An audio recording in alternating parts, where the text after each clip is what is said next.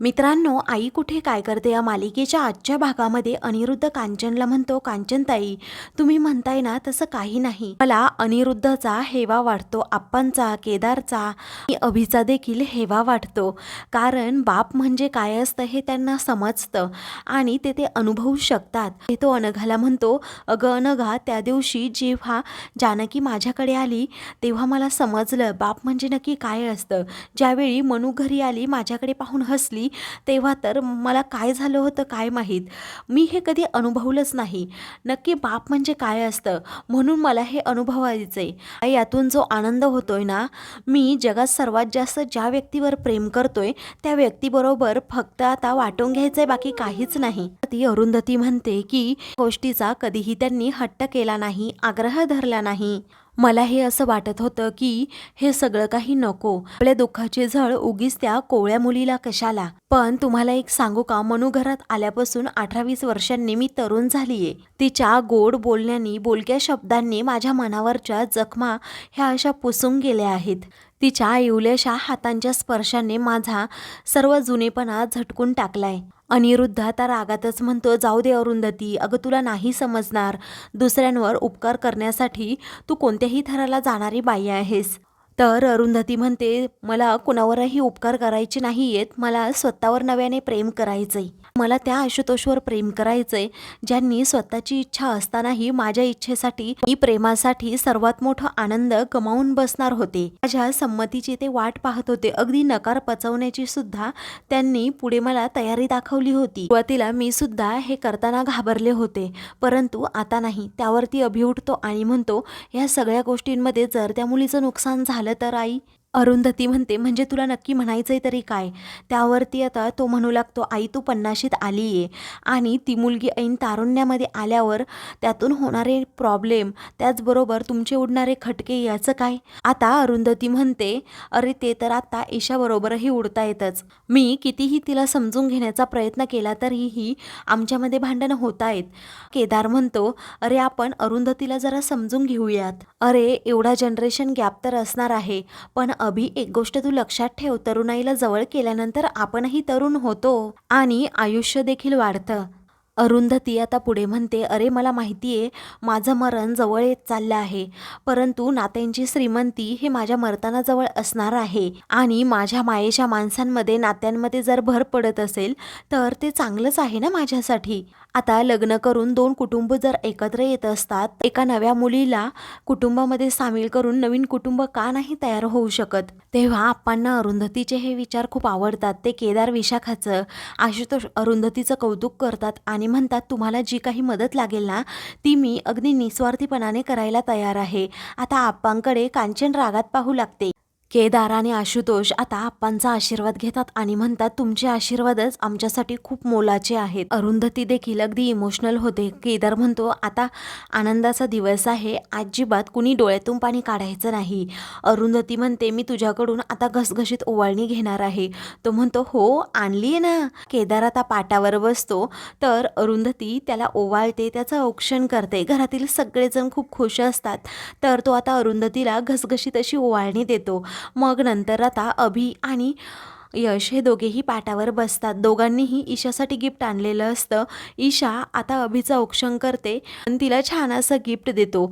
ईशा आता यशला न ओवाळता तेथून जाते, तेव्हा त्याला खूप वाईट वाटतं. सर्वांना आता आश्चर्य वाटतं, अशी यशवर चिडून का गेली असेल. यशचा चेहरा पडतो. अरुंधती म्हणते, यश बाळा, मी तुझं औक्षण करते, असं म्हणून ती पुढे येते.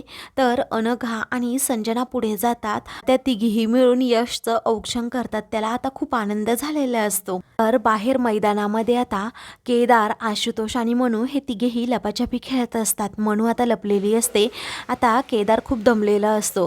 तो म्हणतो की अगं विशाखा, मला पटकन पाणी दे. तर आशुतोष म्हणतो, ही चिटिंग आहे हा, तू मध्येच पळून गेलास. केदार तो म्हणतो, टाइम प्लीज, असं म्हणून तो अरुंधतीला म्हणतो की आशुतोष खरंच खूप स्मार्ट आहे ग, बघ ना त्याचं हे दुसरं रूप मी कधी पाहिलंच नव्हतं. अरुंधती म्हणते, मी सुद्धा आता पहिल्यांदाच पाहतीये. जेव्हा मनू घरी आली ना तेव्हापासून हे खरंच खूप बदलले आहेत. आशुतोषमध्ये एक वेगळंच रूप पाहायला मिळतं. आता इकडे आशुतोष आणि मनू हे दोघेही अजूनही लपाछपी खेळत असतात. अरुंधती खूप कौतुकाने त्या दोघांकडे पाहत असते. केदार आता अरुंधतीला म्हणतो, अगोदर आमच्या मनामध्ये खूप डाऊट होते, पण अरुंधती तुझ्यामुळे ते क्लिअर झाले. दत्तक घेण्याच्या बाबतीत आमचं एकमत होतं खरं, आता मुलगी घ्यायची की मुलगा यावरून भांडणं होणार हे नक्की. ती अरुंधती म्हणते, अरे तुम्ही काहीही घ्या, मुलगी असो किंवा मुलगा, पण मूल दत्तक घेताय ना हे खरंच खूप चांगलं आहे. मला खरंच तुमच्या दोघांचा खूप अभिमान वाटतो, कौतुक वाटतं. तर अरुंधती तुझ्याकडून ही कॉम्प्लिमेंट मिळणं आमच्यासाठी खरंच खूप प्रेरणादायी आहे असं विशाखा म्हणते. त्यापुढे अरुंधती आता आशुतोषकडे पाहते आणि म्हणते, मनूच्या रूपाने मला एक मौल्यवान काहीतरी मिळाल्यासारखं वाटते. तेव्हा काय मिळालं केदार विचारतो. तेव्हा ती आता आशुतोषकडे पाहते आणि म्हणते की मला ही व्यक्ती कधीही गमवायची नाहीये.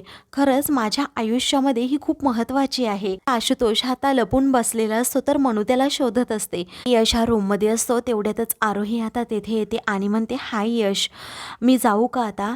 मी फक्त तुला इथे हाय बाय करायला आले होते. अरे तू किती दिवस झालं मला भेटला नाहीस. तेव्हा मग हाय बाय करून झालं असेल तर तू जातेस का, असं आता यश म्हणतो.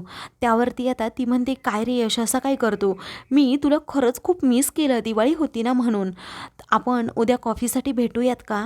त्यावरती आता यश म्हणतो, कॉफी डेटसाठी म्हणायचं आहे का तुला? तर आता ती म्हणते, यश हा विषय नको, मी मैत्रीच्या नात्याने म्हणतीये तुला. त्यावरती यश म्हणतो, बरं ठीक आहे. आता ईशा पाठीमागे आलेली असते आणि ती त्या दोघांचं बोलणं ऐकत असते. तर आरोही म्हणते, यश मला राहण्यासाठी एखादी जागा शोध ना, कारण माझ्यामुळे ईशा आणि अनिश एकत्र राहत नाहीये आणि अरुंधती मॅम त्याचबरोबर सरांवर मला ओझं बनून राहायचं नाहीये. तू एखादी जागा शोधणार का? तेव्हा आता तो लगेच गौरीच्या घराकडे पाहू लागतो. आरोहीला म्हणतो, नक्कीच मी तुझ्यासाठी एखादी जागा शोधेन. आता आरोही ठीक आहे असं म्हणते, तेथून जाते. ईशा पटकन आता दुसऱ्या रूममध्ये जाते. तेथून गेल्यानंतर ती यशकडे जात म्हणते की असा स्वप्नातही विचार तू करू नकोस. तेव्हा यश म्हणतो, काय? आता तिला इकडे बोलवल्यानंतर खूप राडे होणार आहे घरात असं म्हणून ईशाही तेथून जाते. दुसऱ्या दिवशी अरुंधती सकाळी तुळशीला पाणी घालत असते, तुळशीची पूजा करत असते. तेवढ्यातच मनू तेथे येते आणि तिच्याबरोबर तुळशीसमोर हात जोडते. तेवढ्यातच तेथे आता आशुतोष आणि अनिश हे दोघेही येतात आणि पटकन त्या दोघींचे फोटोज क्लिक करतात. दोघीही मागे पाहतात. तर आता अरुंधती म्हणते, हे काय आशुतोष? मनूही गोड शब्दात म्हणते, आशुतोष अरे हे काय चाललंय तुझं? तेव्हा तुमच्या दोघींचा एक छानसा फोटो काढला असं आशुतोष म्हणतो. मनू अनिशला खूप प्रश्न विचारू लागते आणि म्हणते, अरे मला रात्री स्वप्न पडलं होतं, एक रेनबो होता, त्या रेनबोला मी कलर दिले, त्या रेनबोवर मी बसले, त्या रेनबोवर एक फुलपाखरू देखील होतं. आशू म्हणतो, मी पण बसलो होतो का त्या रेनबोवर? ती आता मनू म्हणते, तू बसल्यानंतर तो रेनबो पडणार नाही का खाली? तुझं वजन किती आहे? सगळेजण आता हसू लागतात, गोड बोलू लागतात. तर आता तुझ्या वाढदिवशी मी तुला एक रेनबो आणून देईल, रेनबो कलरच्या सर्व पेन्सिल्स रंग आणून देईल. तर अरुंधती म्हणते, मी तुला रेनबोचा केक बनवून देईल. तिघेही आता गोडोगोड मनूबरोबर बोलत असतात. मनू म्हणते, पण मला जायचं तरी आहे कधी आश्रमात, कारण माझा वाढदिवस सुद्धा मला माहीत नाही. मी आश्रमात गेल्यानंतर माझा वाढदिवस सुद्धा सेलिब्रेट नाही होणार, मग कसं होणार सगळं? तेव्हा सर्वांना वाईट वाटतं. अरुंधती आशू तिला म्हणतात, तू आश्रमात कधी जायचं नाही, आता तू इथेच राहायचंय. तर आता मी ज्यांच्याबरोबर अगोदर राहायची त्यांना माझा कंटाळा यायचा, तुम्हाला नाही येणार ना? मनू विचारते.